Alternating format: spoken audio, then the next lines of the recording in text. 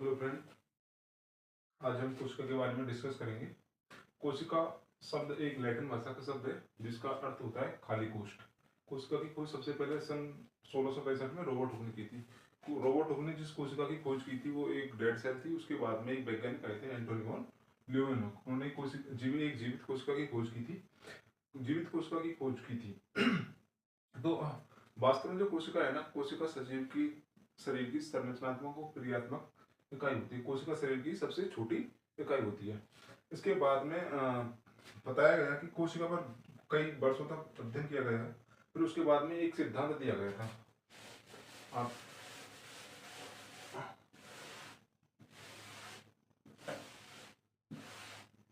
फिर उसके बाद में एक सिद्धांत आया था, कोशिका सिद्धांत। कोशिका सिद्धांत ये सन 1938 और 39 में प्रतिपादित किया था। इसमें दो वैज्ञानिक थे। एक था जीव वैज्ञानिक, एक मतलब बॉटनिस्ट था,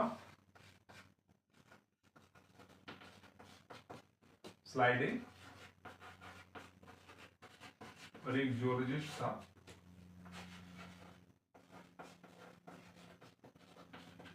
स्वान। इन्होंने अपने अपने मत दिए थे। जो स्लाइडिंग था उसने कहा कि प्रत्येक जो पादप होता है उसकी जो संरचना होती है, प्रत्येक पादप एक छोटी छोटी संरचनाओं से मिलकर बना होता है जिन्हें कोशिका कहते हैं। फिर जो स्वान थे उन्होंने कहा कि प्रत्येक जो जीव है वो छोटी छोटी संरचनाओं से मिलकर बना होता है जिन्हें कोशिका कहते हैं। अब इन दोनों के सिद्धांत को मिला दिया गया। ये 1938 में प्रस्तुत किया गया था और ये 1939 में।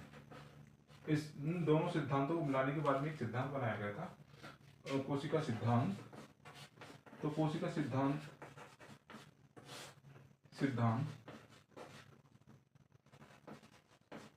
ये बताता है कि प्रत्येक कोशिका शरीर की सबसे छोटी इकाई होती है और जो कि एक लिविंग जीव ऑर्गेनिज्म का निर्माण करती है। इसके बाद में बताया गया था, एक वैज्ञानिक हुए रूडो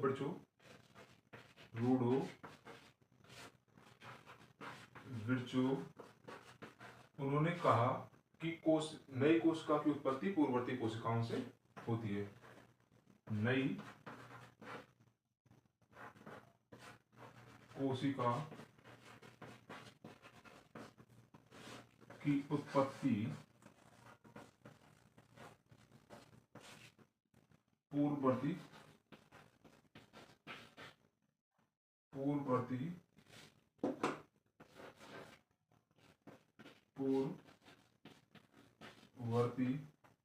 कोशिका से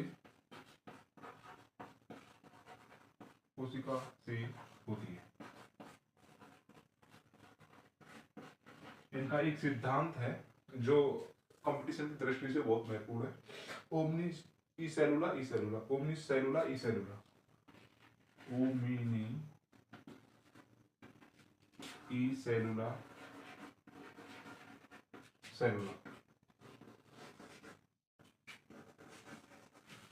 फिर बताया गया कि कोशिका सिद्धांत का एक अपवाद भी है। वायरस को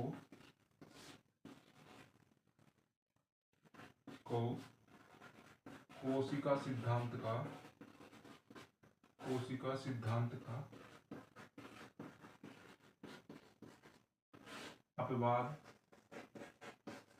अपवाद कहा गया।